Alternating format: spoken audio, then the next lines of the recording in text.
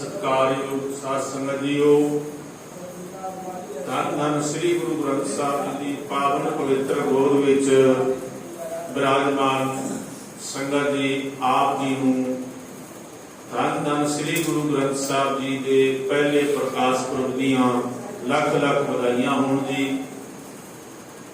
तो आओ आपां अज श्री गुरु ग्रंथ साहिब जी के पहले प्रकाश पुरब ते विचार करांगे। सतगुरु की बाणी सत सत कर जानो गुर सिखो, हर करता आप मुंह कढ़ाई। सतगुरु की बाणी दे एक एक अखर नूं ए गुरु के सिखो, सत सत करके जानो, समझो अपने हृदय विच वसाओ, क्योंकि करते अकाल पुरख वाहिगुरु परमात्मा ने गुरु साहिबान के पवित्र मुखार बिंद तो ये बाणी आप उच्चारण करवाई है। इसलिए सतगुरु पातशाह जी ने क्या बाणी गुरु गुरु है बाणी विच बाणी अमृत सारे। इस गुरु साहब जी के मुखड़े तो उच्चारण की हुई बाणी ही गुरु है, गुरु ही बाणी है। साध संगत जी ये बाणी महापुरख की निजगर वासा हुए, ये महापुरख अकाल पुरख की बाणी है। ते जेड़ा हृदय पवित्र हो जाता है उस हृदय दे विच ये बाणी वस जाती है। इस तरह वस जाती है जिवें शरीर दे विच खून गर्दिश करता है, अपने आप करता है। इसे तरह बाणी का जाप उन्हां दे हृदय दे विच हर वक्त चलता रहता ते बाणी वालों कदे भी वो अपना मुखड़ा नहीं मोड़ते। बाणी ही उन्होंने जिंदगी है, बाणी ही आधार है। ते बाणी जब जाके उन्होंने उच्ची आत्मक अवस्था प्राप्त कर ली है, इस जिंदगी दे विच वो बेगमपुरा शहर की सैर करते हैं, जिथे ना दुख है ते ना कोई भुख है। इस जिंदगी दे विच वो सचखंड दे विच विचरदे हैं, जो बाणी नूं अपने हृदय दे विच वसाउंदे ने। ये बाणी जो जीव जाने तिस अंतर रवे हर नामा, ये बाणी ही नाम सिमरन है ते उस दे अंदर ये बाणी रम जाती है, बस जाती है। ते इसलिए असीं बाणी दा जाप उच्चारण करिए ते अपने हृदय दे विच बाणी नूं वसाउण दा यतन करिए। अपने गुरु अगे अरदासां करिए। जिन्हां दे हृदय विच बाणी वसदी है उन्हां दा हृदय पावन पवित्र हो जाता है। साध संगत जी पुरातन सिंहां बारे आपने पढ़िया है, सुनिया है ते विचारिया है कि पुरातन सिंह बाणी दा जाप करते सन, उन्हां दे सिरां दे उपर आरे चलते रहंदे सन ते फिर भी उन्हां दे कोलों बाणी दा जाप कोई खो नहीं सी सकदा। उन्हां नूं कोई देगा भी उबालदा सी, उबाले ते खा जांदे सन, पर बाणी दा जाप निरंतर चलदा रहंदा सी। उन्हां दे बंद बंद कर दिते जांदे सन, पर वो बाणी कदे भी छड्डदे नहीं सन। रत्ते सेई जे मुख ना मुड़न, जिन्नी संजाता साई झड़ झड़ पाउंदे कच्चे बिरही जिन्ना कारण आई। उन्हां दा हृदय नाम बाणी दे रंग विच इंज रंगिया गया, जो कदी भी बड़े तो बड़े दुख दे सामने वो अपना मुखड़ा मोड़दी नहीं, अपने साई वल वधदे जांदे ने, प्रभु वल वधदे जांदे ने। ते ये बाणी ही है जो अकाल पुरख तक लेके जाती है। पर जेडे कच्चे बैरागी ने, जेडे कच्चे प्रेमी ने ना, वो झड़ पैंदे ने, राह में चढ़ जाते हैं। किधरे माया देखी, किधरे धन दौलत देखिया, किधरे जमीन जायदाद देखी, लालच बस आके गिर जाते ने, भटक जाते ने राह। पर सच्चे आशिक जो ने वो कदे भी राह नहीं भटकते ते गुरबाणी का जाप करते हैं। पुरातन सिंहां दियां आपने कथावां सुनिया ने। आओ अज एक नवीनतम सिंह की कथा आप जी नूं श्रवण कराइए। गाथा है सन 1992 की। साध संगत जी इस समय नूं पंथक बोली दे विच, पंथक भाषा दे विच खाड़कू सिंह कहा जाता सी। ते जो केंद्र की बोली है, केंद्र की बोली या पुलिस ਤੁਕਵਾਦੀ ਕਿਹਾ ਜਾਂਦਾ ਸੀ। ਤਾਂ ਇਸ ਦੌਰ ਦੀ ਮੈਂ ਆਪ ਜੀ ਨਾਲ ਇੱਕ ਸੁੰਦਰ ਗਾਥਾ ਸਾਂਝੀ ਕਰਾਂ। ਭਾਈ ਰਛਪਾਲ ਸਿੰਘ ਜੀ ਸਨ, ਹਰ ਵਕਤ ਬਾਣੀ ਦਾ ਜਾਪ ਕਰਦੇ ਰਹਿੰਦੇ ਸਨ ਤੇ ਬਾਣੀ ਉਹਨਾਂ ਦੇ ਜ਼ਿੰਦਗੀ ਦਾ ਇੱਕ ਆਧਾਰ ਬਣ ਗਈ ਸੀ ਤੇ ਪੰਥਕ ਹਿੱਤਾਂ ਲਈ ਉਹ ਸੋਚਦੇ ਹੀ ਨਹੀਂ ਸਨ, ਬਲਕਿ ਕਾਰਜ ਵੀ ਕਰਦੇ ਰਹਿੰਦੇ ਸਨ। ਇੱਕ ਦਿਨ ਖਾੜਕੂ ਸਿੰਘਾਂ ਨੇ ਲੁਧਿਆਣਾ ਦੇ ਵਿੱਚ ਇੱਕ ਮੀਟਿੰਗ ਰੱਖੀ। ਤਾਂ ਜਿਹੜੇ ਇਹ ਸੂਈਏ ਹੁੰਦੇ ਨੇ, ਜਿਹੜੇ ਮੁਖਬਰ ਹੁੰਦੇ ਨੇ, ਉਹ ਮੁਖਬਰ ਨੇ ਖਬਰ ਦਿੱਤੀ ਕਿ ਅੱਜ ਖਾੜਕੂ ਸਿੰਘਾਂ ਨੇ ਲੁਧਿਆਣੇ ਦੇ ਫਲਾਣੀ ਜਗ੍ਹਾ ਤੇ ਇਕੱਠੇ ਹੋਣਾ ਹੈ ਤੇ ਉਹਨਾਂ ਨੂੰ ਤੁਸੀਂ ਗ੍ਰਿਫਤਾਰ ਕਰ ਸਕਦੇ ਹੋ। ਤਾਂ ਉੱਥੇ ਰਛਪਾਲ ਸਿੰਘ ਜੀ ਵੀ ਗਏ ਔਰ ਉਸ ਸਮੇਂ ਦੇ ਵਿੱਚ ਰਛਪਾਲ ਸਿੰਘ ਜੀ ਦਾ ਨਾਮ ਸੀ। ਤਾਂ ਇਸ ਸਮੇਂ ਤੋਂ ਪਹਿਲਾਂ ਹੀ ਉੱਥੇ ਪਹੁੰਚ ਗਏ ਅਤੇ ਜਿਵੇਂ ਉੱਥੇ ਪਹੁੰਚੇ ਤਾਂ ਉੱਥੋਂ ਦੀ ਪੁਲਿਸ ਨੇ ਉਹਨਾਂ ਨੂੰ ਗ੍ਰਿਫਤਾਰ ਕਰ ਲਿਆ। ਤਾਂ KPS ਗਿੱਲ ਵੱਲੋਂ ਇਹ ਸਖਤ ਆਰਡਰ ਸੀਗਾ ਕਿ ਭਾਈ ਤੁਸੀਂ ਜੋ ਹੈ ਵੱਧ ਤੋਂ ਵੱਧ ਇਸ ਬੰਦੇ ਨੂੰ ਤਸੀਹੇ ਦੇਣੇ, ਦੁੱਖ ਦੇਣੇ ਨੇ ਔਰ ਇਸ ਦੇ ਕੋਲੋਂ ਜੋ ਖਾੜਕੂ ਸਿੰਘਾਂ ਦੇ ਟਿਕਾਣੇ ਨੇ ਉਹ ਸਾਰੇ ਪੁੱਛਣੇ। ਤਾਂ ਹੁਣ ਜ਼ੁਲਮ ਦਾ ਦੌਰ ਸ਼ੁਰੂ ਹੋ ਗਿਆ ਤੇ ਉਹਨਾਂ ਨੇ ਜ਼ੁਲਮ ਤੋਂ ਪਹਿਲਾਂ ਇਹ ਗੱਲ ਕਰ ਦਿੱਤੀ, ਜਾਂ ਤਾਂ ਤੂੰ ਸਭ ਕੁਝ ਦੱਸ ਦੇ, ਟਿਕਾਣੇ ਦੱਸ ਦੇ, ਹੋਰ ਸਿੰਘਾਂ ਨੂੰ ਪਕੜਵਾ ਦੇ, ਤੈਨੂੰ ਛੱਡ ਵੀ ਦੇਵਾਂਗੇ, ਤੈਨੂੰ ਇਨਾਮ ਵੀ ਦੇਵਾਂਗੇ। ਪਰ ਉਸ ਸਿੰਘ ਨੇ ਮਨਾ ਕਰ ਦਿੱਤਾ ਅਤੇ ਕਿਹਾ ਕਿ ਤੁਸੀਂ ਮੇਰੇ ਕੋਲੋਂ ਕੁਝ ਵੀ ਪੁੱਛ ਨਹੀਂ ਸਕਦੇ। ਤਾਂ ਉਹ ਕਹਿਣ ਲੱਗੇ ਫਿਰ ਤੂੰ ਸਾਡੇ ਜ਼ੁਲਮ ਨੂੰ ਨਹੀਂ ਜਾਣਦਾ, ਅਸੀਂ ਕਿਤਨਾ ਜ਼ੁਲਮ ਕਰਾਂਗੇ ਔਰ KPS ਗਿੱਲ ਦੇ ਜ਼ੁਲਮ ਨੂੰ ਕੌਣ ਨਹੀਂ ਜਾਣਦਾ। ਉਹ ਇਤਨਾ ਜ਼ਾਲਮ ਸੀ, ਉਸ ਨੂੰ ਕਹੀਏ ਨਾ ਇਹ ਚੰਗੇਜ਼ ਖਾਨ ਸੀ ਤਾਂ ਇਹਦੇ ਵਿੱਚ ਕੋਈ ਅਤਕਥਨੀ ਨਹੀਂ, ਜੇ ਕਹੀਏ ਇਹ ਹਿਟਲਰ ਸੀ ਤੇ ਇਹਦੇ ਵਿੱਚ ਝੂਠ ਨਹੀਂ ਹੈ, ਜੇ ਕਹੀਏ ਕਿ ਆਪਣੇ ਸਮੇਂ ਦਾ ਇਹ ਔਰੰਗਜ਼ੇਬ ਸੀ, ਇਤਨਾ ਕੱਟੜ, ਇਤਨਾ ਪੱਥਰ ਦਿਲ ਸੀ, ਤਾਂ ਇਹਦੇ ਵਿੱਚ ਕੋਈ ਸ਼ਾਸਨ ਦਾ ਝੂਠ ਨਹੀਂ ਹੈ, ਬੇਰਹਿਮ ਆਦਮੀ ਸੀ। तो KPS ਦਾ ਗਿੱਲ ਦਾ ਆਰਡਰ ਸੀ ਕਿ ਵੀ ਦੁੱਖ ਦੇਣੇ ਹਨ। ਤਾਂ ਉਹਨਾਂ ਨੇ ਜਿਸ ਵੇਲੇ ਦੁੱਖ ਦੇਣੇ ਸ਼ੁਰੂ ਕੀਤੇ, ਤਸੀਹੇ ਦੇਣੇ ਸ਼ੁਰੂ ਕੀਤੇ, ਤਾਂ ਵਿੱਚੋਂ ਉਹ ਪੁੱਛਦੇ ਨੇ ਕਿ ਭਾਈ ਹੁਣ ਵੀ ਮੰਨ ਜਾ। ਤਾਂ ਅੱਗੋਂ ਉਸਨੇ ਹਮੇਸ਼ਾ ਦੀ ਤਰ੍ਹਾਂ ਸਿੰਘ ਸੂਰਮੇ ਦੀ ਤਰ੍ਹਾਂ ਜਵਾਬ ਦਿੱਤਾ कि उनको हरदम फिक्र था कि तर्ज़े ज़फ़ा क्या है, हमें ये शौक है कि देखें सितम की इंतहा क्या है, जीने वाले जीने के लिए जीने से किनारा करते हैं, सर रख कर हथेली पर अपने कातिल को पुकारा करते हैं। बोले सो निहाल सत श्री अकाल। ਤਾਂ ਉਹਨਾਂ ਨੇ ਇਹ ਜ਼ੁਲਮ ਦੌਰ ਸ਼ੁਰੂ ਕਰ ਦਿੱਤਾ ਤੇ ਫਿਰ ਵਿੱਚੋਂ KPS ਨੇ ਪੁੱਛਿਆ ਕਿ ਭਾਈ ਇਹ ਕੁਝ ਮੰਨਦਾ ਹੈ ਕਿ ਨਹੀਂ ਮੰਨਦਾ।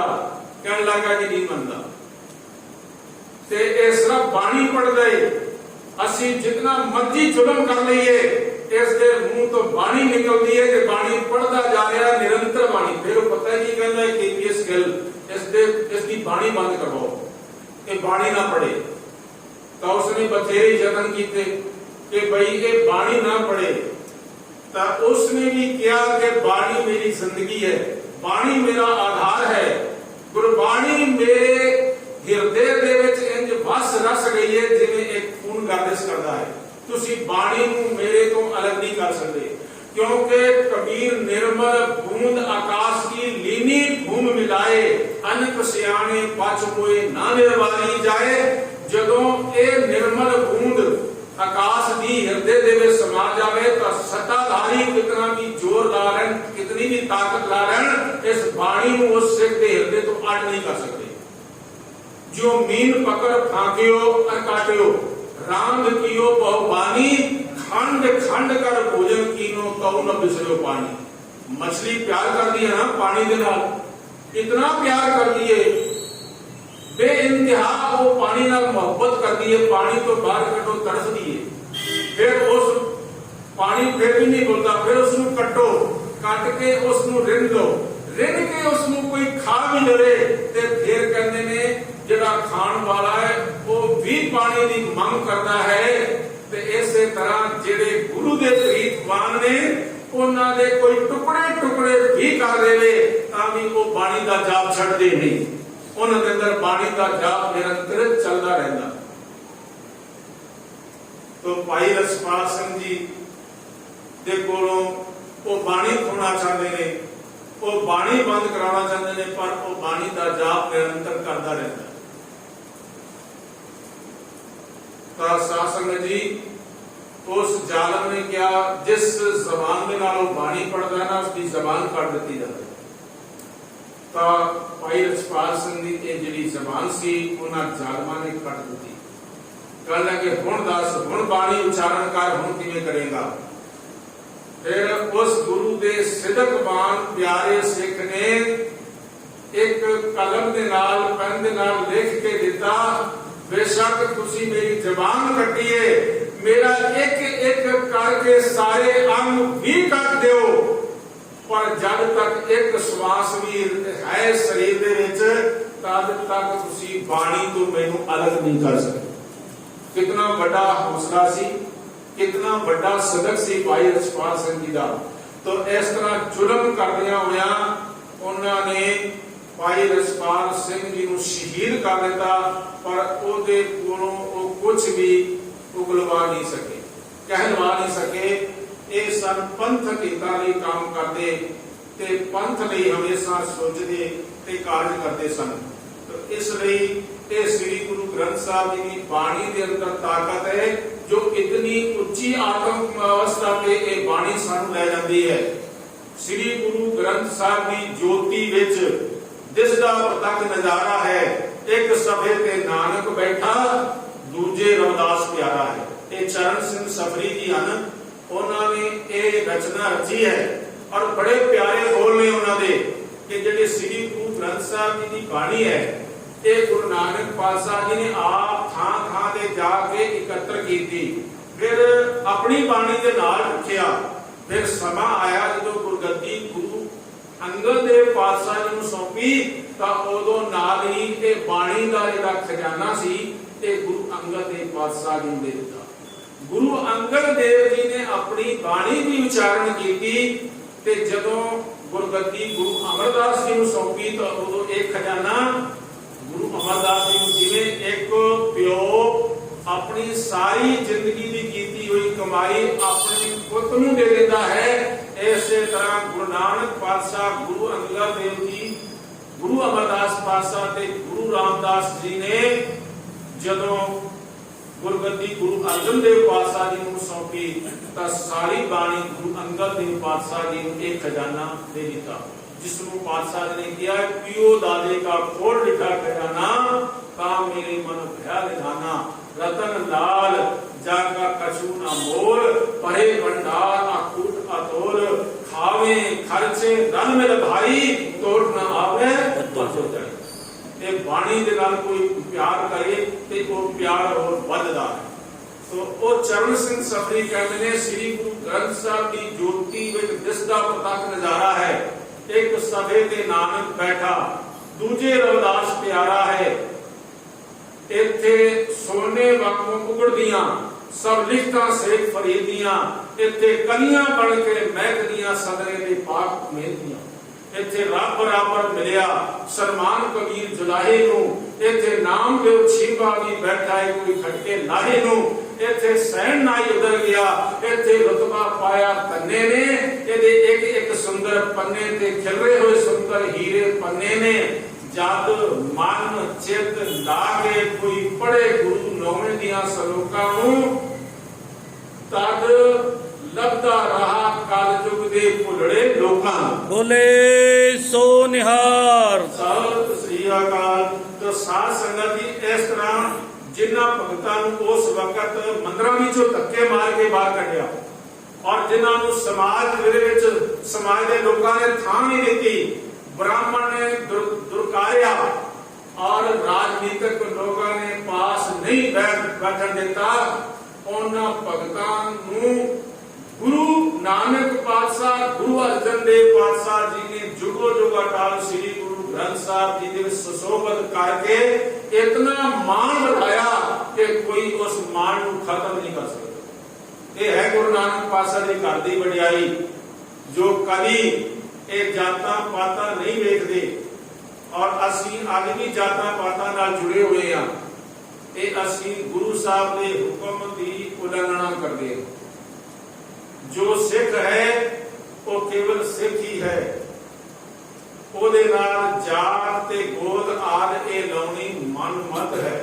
ਇਹ ਗੁਰੂ ਨਾਨਕ ਪਾਤਸ਼ਾਹ ਜੀ ਨੇ ਇੱਕ ਸੂਤ ਦੇ ਵਿੱਚ ਸਾਨੂੰ ਪਰੋਇਆ ਹੈ ਤੇ ਉਪਦੇਸ਼ ਦਿੱਤਾ ਹੈ, ਏਕ ਪਿਤਾ ਏਕਸ ਕੇ ਹਮ ਬਾਲਕ ਤੂੰ ਮੇਰਾ ਗੁਰੂ ਭਾਈ। ਸੱਚੇ ਪਾਤਸ਼ਾਹ ਤੂੰ ਸਾਡਾ ਸਾਰਿਆਂ ਦਾ ਪਿਤਾ ਇੱਕ ਹੈ, ਅਸੀਂ ਸਾਰੇ ਤੇਰੇ ਬੱਚੇ ਹਾਂ।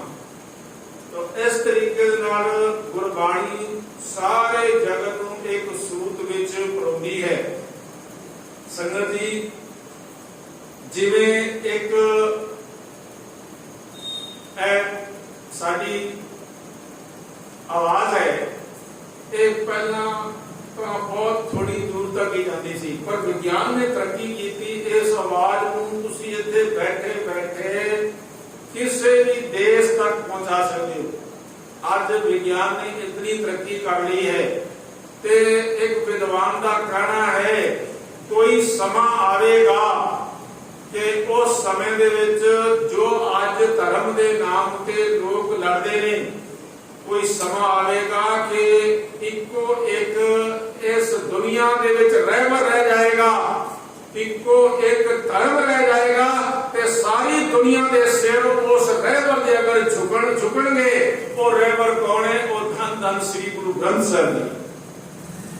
संगत जी, हमने जुलाई के महीने सन 2023 दे विच ही एक अमेरिका दे विच सर्वधर्म सम्मेलन होया। उस सर्वधर्म सम्मेलन दे विच 80 देशों के लोग ने हिस्सा लिया और ਉਹਦੇ ਵਿੱਚ धार्मिक लोग भी सन ते राजनीतिक लोग भी सन। गुरु ग्रंथ साहिब की सवारी 27-28 वार ਦੇ ਨਾਲ ਨਿਕਲੀ और ਉਹਦੇ ਵਿੱਚ ਨਿਹੰਗ ਸਿੰਘ ਵੀ ਸਨ, ਉਹਨਾਂ ਦੇ ਵਿੱਚ ਬੱਚੇ ਵੀ ਸਨ और ਉਹਨਾਂ ਦੇ ਵਿੱਚ 80 ਦੇਸ਼ਾਂ ਦੇ ਲੋਕ ਵੀ ਸਨ। ਤੇ ਜੋ ਗੁਰੂ ਗ੍ਰੰਥ ਸਾਹਿਬ ਜੀ ਦੇ ਪਿੱਛੇ ਉਹਨਾਂ ਦੀ ਰਹਿਨਮਾਈ ਦੇ ਵਿੱਚ ਚੱਲਦੇ ਗਏ ਤੇ ਸਾਰੇ ਦੇਸ਼ਾਂ ਦੇ ਲੋਕਾਂ ਨੇ ਗੁਰੂ ਗ੍ਰੰਥ ਸਾਹਿਬ ਜੀ ਨੂੰ ਸਿਜਦਾ ਕੀਤਾ, ਸਿਰ ਝੁਕਾਇਆ।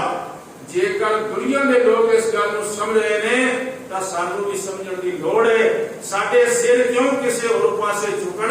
ਸਾਡਾ ਸਿਰ ਗੁਰੂ ਗ੍ਰੰਥ ਸਾਹਿਬ ਜੀ ਦੇ ਅੱਗੇ ਝੁਕੇ। ਇਹ ਸਾਨੂੰ ਗੁਰੂ ਗ੍ਰੰਥ ਸਾਹਿਬ ਜੀ ਦੇ ਪਹਿਲੇ ਪ੍ਰਕਾਸ਼ ਪੁਰਬ ਤੇ ਸਿੱਖਿਆ ਆਪਣੇ ਹਿਰਦੇ ਦੇ ਵਿੱਚ ਪੱਕੇ ਤੌਰ ਤੇ ਵਸਾ ਲੈਣੀ ਚਾਹੀਦੀ ਹੈ।